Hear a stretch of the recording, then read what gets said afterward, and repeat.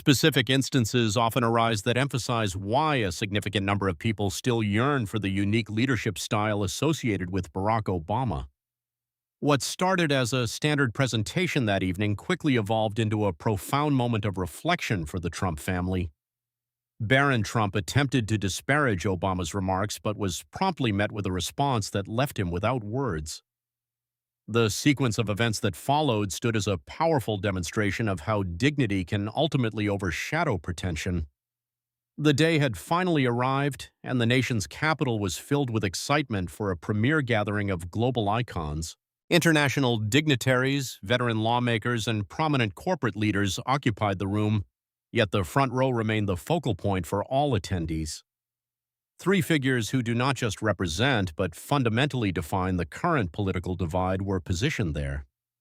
Barack Obama, Donald Trump, and Barron Trump sat in close proximity, each highlighting a distinct personal philosophy. Obama appeared collected and intentional, representing the ideals of diplomacy and constructive debate. Trump remained loud and blunt, a symbol of direct and confrontational authority, while Barron was youthful and self-assured, still developing his public identity while bearing a name that dominates every American news cycle. The auditorium was filled to capacity, with the atmosphere practically vibrating from the intense anticipation of the crowd. Journalists exchanged hushed theories, photographers carefully calibrated their equipment, and guests frequently directed their attention toward the podium. Everyone in attendance recognized that with these three specific individuals in one room, a historic interaction was inevitable. The stage set glowed with patriotic colors, flags were positioned with precision, and golden spotlights reflected off the immaculate flooring. The moderator, a well-known political analyst, stepped to the microphone with a slightly anxious expression. "Ladies and gentlemen," he began, "please join me in welcoming our opening speaker, former President Barack Obama." The audience responded with a thunderous ovation, as many stood while others applauded with a more reserved respect. Every person in the room leaned inward, captivated by the weight of the moment. Barack Obama then emerged from the side of the stage, moving with a deliberate and unhurried sense of poise. Tall and possessing a quiet confidence, he required no words to establish his commanding presence. With a slight acknowledgement of the crowd, he began his address. "I appreciate the welcome," he stated, his tone warm and controlled, resembling a sincere dialogue rather than a formal lecture. "It is a privilege to see so many leaders, intellectuals, and young visionaries here tonight who are prepared to influence our future." He then paused to look across the room, a movement that seemed to bridge the gap between him and every listener. "I want to discuss a straightforward reality that we all experience, even if it is not frequently articulated in public spaces." He spoke of the economic pressures facing families, specifically the rising costs of basic necessities like food, housing, and fuel. These issues are impacting millions of hardworking American households in a very tangible way. The auditorium fell silent, with the only audible sound being the low hum of the ventilation system. Obama noted that approximately 62% of citizens are finding it difficult to maintain their standard of living. Inflation is not merely a statistical figure on a graph. It represents the reasons some parents sacrifice their own meals for their children. It is the underlying cause of the anxiety families feel whenever a new bill arrives in the mail. The listeners remained focused, with many nodding in silent agreement while others exchanged quiet comments. Even those who disagreed with his partisan leanings could not ignore the inherent truth within his observations. Obama's voice took on a more assertive quality as he reached a pivotal point. "True leadership is not defined by assigning blame to predecessors or those who might follow," he declared. "Leadership is the act of stepping up in the present moment to ask how we can collaborate to find solutions." A significant wave of applause moved through the auditorium in response to this sentiment. Obama offered a subtle smile, took a brief drink of water, and continued his remarks. He touched upon the importance of cooperation, administrative transparency, and genuine empathy for the public. While he avoided mentioning specific rivals by name, the current political friction clearly provided the subtext for his speech. In the front row, Donald Trump sat perfectly still with his arms crossed and his eyes locked on the speaker. His jaw was set firmly, creating an unreadable expression that signaled a deep, silent tension. Next to him, Barron sat in a serious and upright position, with his mobile device placed face down on the table.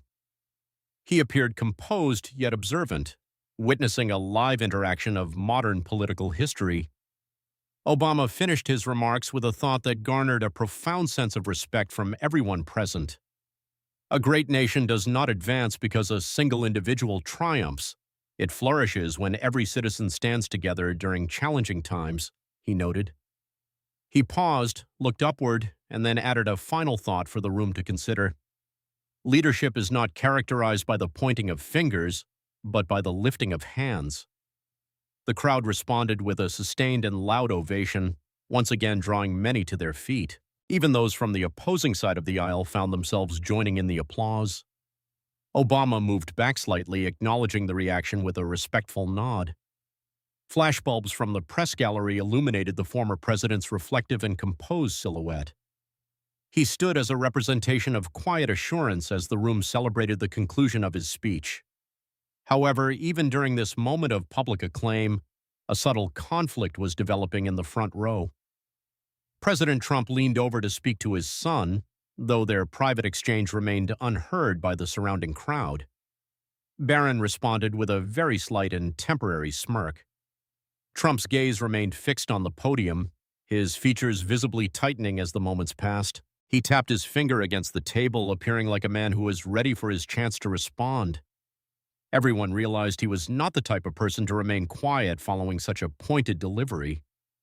The host returned to the microphone, his nervous demeanor resurfacing as he addressed the crowd. "We thank President Obama for those incredibly powerful words," he stated. The remaining applause died down, replaced by a somewhat tense and awkward quietness. Then, with a noticeable edge to his voice, the moderator made the next announcement. "We will now hear from President Donald J. Trump." Obama returned to his seat while Trump stood up, fastened his blazer, and straightened his necktie. He displayed a grin, though it lacked a sense of welcome, and instead signaled a readiness to take control. The audience sat in anticipation as the media focused their attention entirely on the next speaker. Trump moved toward the podium, the bright lights reflecting off the surface as he prepared to speak. His voice was sharp and filled with a recognizable confidence that immediately altered the room's energy. The polite atmosphere of the previous minutes vanished, replaced by a much more visceral tension. A far more personal interaction was clearly about to unfold before the gathered guests. What had begun as a structured and civil event was now moving toward a direct confrontation between two leaders. In the middle of this was a son who likely had no idea how much the situation was about to intensify. The noise from the crowd had just faded as people continued to discuss Obama's message of empathy and calm. Yet at the very front of the auditorium, one man remained completely stoic. Donald Trump sat without moving, his focus entirely on his predecessor with a tight jaw and an impenetrable expression. One could almost feel the internal pressure building as he prepared his rebuttal. He turned his head toward Barron and leaned in, though his whispered comments were not captured by the media. Barron offered a brief nod in response. Trump then adjusted his clothing once more and stood to approach the stage. The moderator's voice echoed through the hall as he introduced the President of the United States, Donald J. Trump. This time, the reaction from the audience was more reserved and cautious. Everyone was aware of how unpredictable the atmosphere becomes when Trump holds the floor. He walked to the podium with a slow, deliberate pace, clearly enjoying the focus of the room. Cameras flashed like sudden bursts of light, emphasizing his sense of authority as he moved. Trump stood for a moment, looking out at the crowd before offering his characteristic smirk. "Well," he began, his voice laced with a heavy layer of irony, "that was quite a performance, wasn't it?" A few people in the crowd laughed nervously, while the majority simply waited for what would come next. They were familiar with that specific tone and knew he was just getting started. Trump continued by suggesting that while talk of unity sounds pleasant, it often masks a different reality. "Barack speaks extensively about being together and sharing the weight of our national challenges," he noted. He paused, his voice dropping in volume but increasing in its cutting sharpness.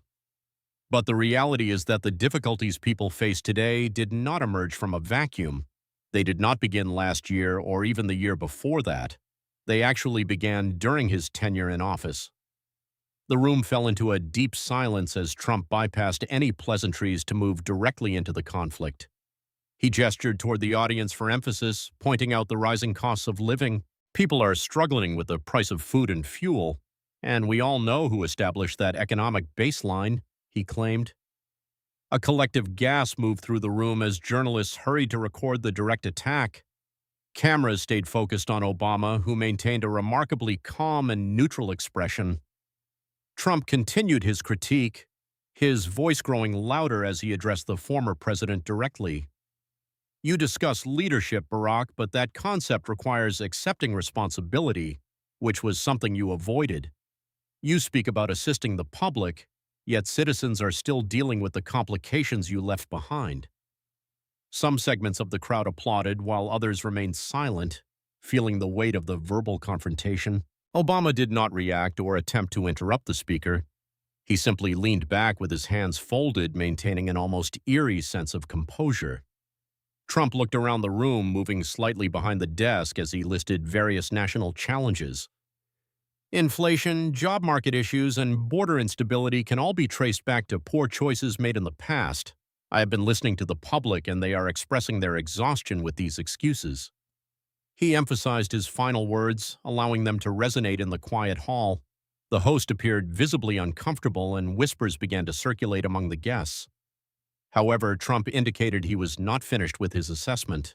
When I took office, I made a commitment to repair what had been damaged despite the constant opposition. We operated differently and told the truth even when it was not popular to do so. He turned his head slightly to look at Obama once more. We didn't stand here and act as though every situation was perfect, he added with a heavy dose of sarcasm. Obama's expression did not change, but the gravity of the exchange was felt by everyone present. Every person in the room watched the two men, contrasting the calm with the fire. Trump leaned back into the microphone to deliver another pointed comment. Barack enjoys sounding intellectual, but rhetoric is inexpensive compared to actual results. While he speaks, families are losing their homes and the nation is paying the price. This statement was felt deeply, leading to a mix of loud support and soft disapproval from the crowd. The internal division of the room became incredibly obvious to all. Half of the attendees appreciated the bold approach, while the other half felt uneasy with the directness. Trump seemed to thrive on this friction, offering a slight smile as he continued. One can deliver speeches endlessly and sound very polished, but words are meaningless without tangible outcomes. The crowd's reaction intensified as Trump appeared to have seized complete control of the event's energy. However, one person in the front row remained entirely unaffected by the display. Obama sat in silence, looking at Trump with a single nod and a knowing smile. It was the kind of expression that suggested he had witnessed this exact scenario many times before. That minor gesture completely shifted the dynamic of the room once more. The image was captured and broadcast on the large screens for everyone to see. Trump noticed the change as well, and his confident smile faded for a brief moment.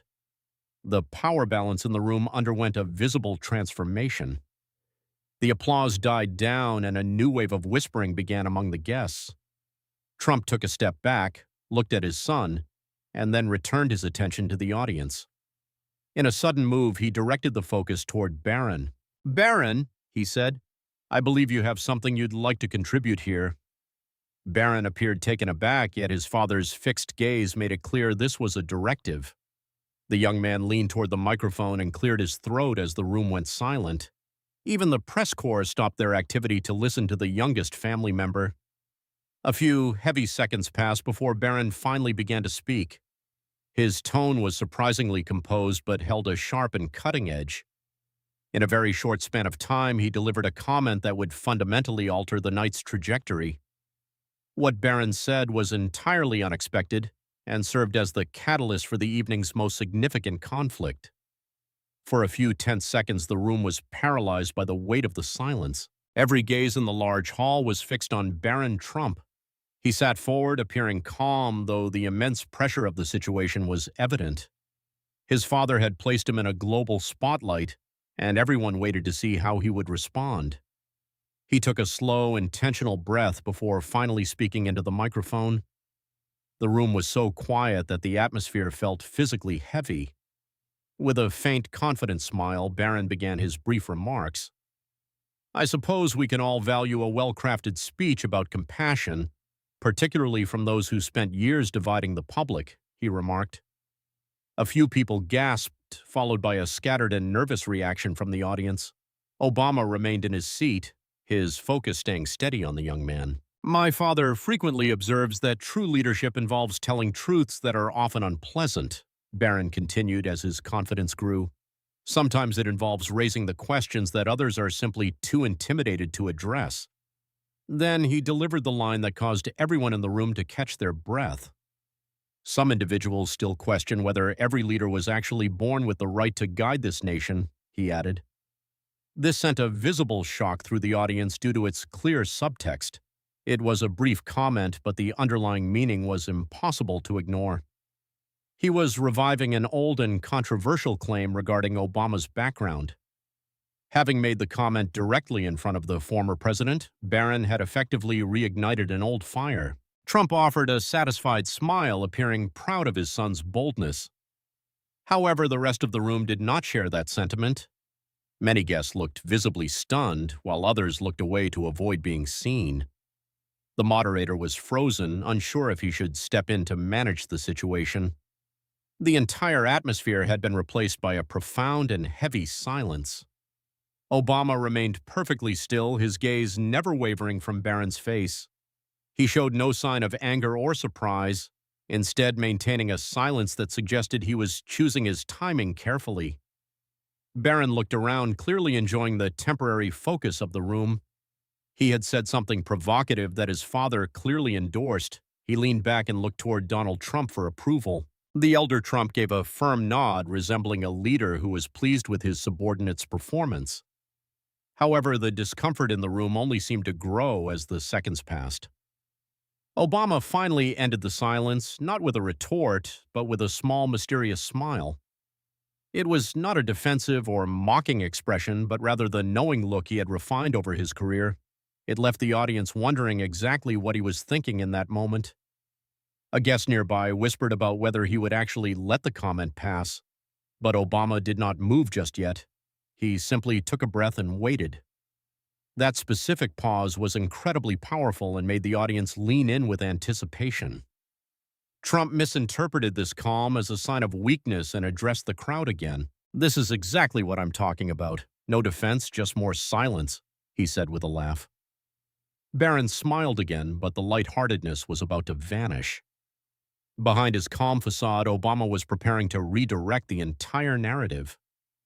After a long period of quiet, Obama slowly rose from his seat. He did not appear rushed or upset as he walked toward the microphone. The room became absolutely silent once again as even the technical crew stopped their work. Obama looked at the crowd and then turned his focus directly to Barron. His voice was low, steady, and incredibly precise. "I have spent a long time in the political arena," he began. "I have heard many things, some insightful and others less so. But I will tell you that disparaging another person's history never makes your own position any stronger." He turned briefly toward Donald Trump to note that repeating old narratives does not make them factual. Then he faced the young man again with a firm but gentle expression. "You see, what you just displayed is not actual confidence, it is an imitation. You have adopted your father's delivery without his years of experience, and that is a precarious combination." The tension in the room increased with every word he delivered. "Now, let me ask you a question, Barron," Obama continued, his voice remaining calm but gaining a sharper edge. "You are questioning my origins, but I wonder if you are fully aware of your own. Are you the child of Ivanka or Melania?" The question hit the room with the force of a physical impact. Gasps echoed throughout the hall as attendees looked at each other in shock. Barron froze as his composure visibly vanished. He looked toward his father for help, But the elder Trump remained silent for a moment. Obama stood in quiet observation, allowing the weight of the question to settle over the room. Barron's mouth opened as if to reply, but no words came out. Trump's expression narrowed as his calm disappeared completely. He leaned toward his son and whispered something sharp and urgent. Then, in a voice loud enough for the stage to hear, he gave a command. "Go wait in the car," he stated. The audience gasped once more as Barron hesitated before slowly getting up to leave. Every step he took toward the exit was heard in the hushed auditorium. Obama did not show any signs of triumph or mockery. He simply stood there with a composed and almost parental demeanor. When Barron finally exited, the silence remained like a physical presence. Trump's face was flushed with visible frustration. He reached for the microphone as if to respond, but Obama spoke before he could. When insults become a primary habit, people lose sight of what actual respect looks like, he said softly. And when respect is gone, true leadership vanishes as well. These words were simple, yet their impact was devastating to the room's energy. Trump appeared frozen, and no one in the audience moved or spoke. Obama stepped back, allowing the sentiment to linger in the quiet space. With a final, calm nod, he returned to his seat. That specific interaction would become the most talked-about event of the evening. Obama had not raised his voice or resorted to shouting at any point.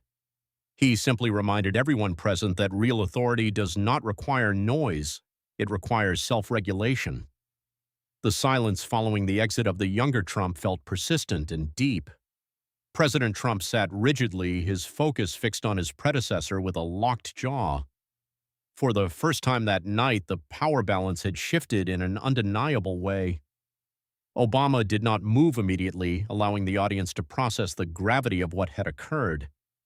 Then, using his characteristic tone, he began to address the crowd once more. "I have faced critiques every day of my political life," he noted. "Some were justified and others were not, but that is the reality of being a leader. I learned that you cannot respond to every slight, and sometimes silence is more effective than any shout." The crowd remained focused on him as Trump appeared ready to interrupt. Obama raised a hand slightly to maintain his flow without breaking his calm. "But I believe we all witnessed something tonight that deserves a deeper conversation." He looked toward the empty seat where Barron had been sitting just minutes earlier. When a young person uses rhetoric meant to divide and question a citizen's place in this country, it signals something significant. This is no longer just a matter of policy, it is about the values we choose to model. The room was so quiet that every syllable was clearly heard. Obama looked at the guests and then back at Trump. When a child resorts to mockery instead of inquiry, the responsibility does not lie with them alone. It is a mirror of what they have been taught, and that is the danger of unchecked hostility. Trump moved uncomfortably in his chair as the speech continued. Obama took a breath and noted that he had seen this specific pattern many times before. The personal disparagement and distractions are part of a very familiar strategy. "It began with you, and it moved through your family members to your youngest son," he observed. A murmur moved through the guests as they leaned in closer. Obama's delivery remained steady, but the weight of his words was undeniable. He then looked directly at Trump to deliver a more personal thought. "Families are meant to support and elevate one another," he stated. "But what occurs when the family unit is used as a platform for hostility?" Trump had no immediate response to the question. Obama paused to let the thought linger before addressing the audience again. He referenced a powerful sentiment once shared by Jasmine Crockett. "The truth does not vanish simply because someone chooses to ignore it," he quoted.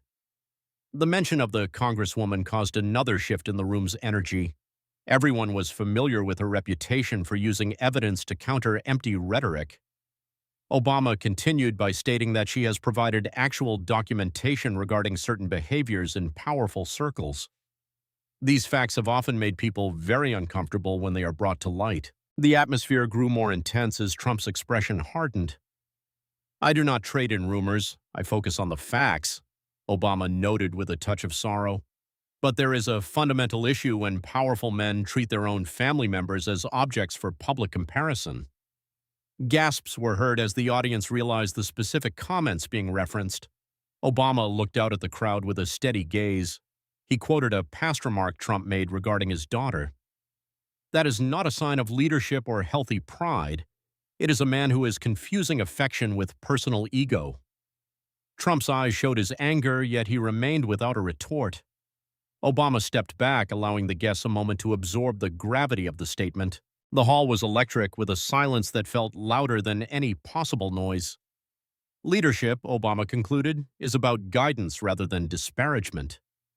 It involves building your own reputation with integrity rather than tearing down others. He turned to the crowd once more, his voice becoming softer and more resonant. He noted that we teach the next generation by the examples we set, regardless of our social standing. If they are only exposed to resentment, that is the path they will follow. If they only hear hostility, that will become their primary language. However, if they observe respect even toward those with different views, they learn the nature of true strength. By this point, even those who favored the other side remained silent. They were no longer watching a political debate, but a profound life lesson. Obama finished his water and offered a slight smile to the audience. "I am not here to win a technical argument tonight," he said. "I am here to remind everyone that leadership involves being authentic rather than just being correct." He looked at Trump one last time to emphasize his final point. When authority is replaced by arrogance and cruelty, a nation begins to lose its moral core. The audience broke into a hesitant applause that eventually grew into a massive standing ovation. Trump remained motionless, his hands gripping the chair in frustration. He could not find the words to speak without losing the room's attention completely. Obama gave a small nod, left the podium, and walked toward the exit with a calm demeanor. There were no dramatic gestures, just a display of quiet fortitude as he departed. The media followed his exit, capturing his dignified silhouette against the lights. Behind him, Trump sat without moving, creating a stark visual contrast. One man had used volume, while the other had used education, and only one retained his dignity. As Obama exited, the atmosphere felt remarkably different than it had at the start. People were not merely cheering, they were processing a rare moment of undeniable clarity. Obama did not look back as he made his way out of the building. His silence continued to speak louder than any planned media clip. Meanwhile, President Trump remained at the front, appearing stunned by the turn of events. His son had not come back, and his supporters appeared visibly conflicted. For the first time in recent memory, Trump was not the one setting the tone. Even in his absence from the room, Obama was the one directing the collective energy. It was a display of power that relied on self-regulation rather than force. Outside, the evening air was cool as Obama met with the waiting media. Dozens of reporters held out microphones, hoping for a final comment on the confrontation, but he simply smiled, raised his hand, and encouraged everyone to take a moment of peace. He then entered his vehicle and departed without any further remarks. Inside the building, the host finally returned to the stage to address the guests. He asked the audience to offer one more round of applause for President Obama. The entire hall stood up once more, showing a profound level of respect for the previous display. Even those who were not political allies found themselves participating in the tribute. Trump looked around and realized he had lost the attention of the room entirely. He whispered to the host and then exited the stage without saying another word. The clips of the evening began to circulate almost immediately on social media. However, the lasting impression was not the conflict itself, but the graceful way it was handled. People remembered the composure and the refusal to resort to personal insults. In the days following, analysts and citizens alike reflected on the deeper meaning of the night. Some focused on the rhetoric, while others focused on the reactions of those involved.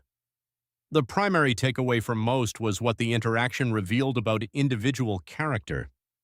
Under those bright lights, the public witnessed more than just a political rivalry. They saw a father, a child, and a leader who reminded them that authority is rooted in self-discipline. Obama later commented briefly at a smaller gathering when asked about the event. He noted that sometimes the most impactful lesson is delivered through the quietest response. That sentiment resonated with people for a long time afterward. His message was intended for a much broader audience than just those in the front row. It was for parents, for young people finding their way, and for future leaders. He wanted to emphasize that true strength is found in understanding rather than domination. It involves knowing when to hold your position and when to depart with dignity. When he directed the question toward Barron, it was not an act of malice, but a reflection. It highlighted what occurs when a person adopts an identity based on imitation rather than themselves. Obama did not need to be loud to win the moment. He simply exposed the truth. Reports surfaced that Barron remained unusually quiet in the days following the public gathering.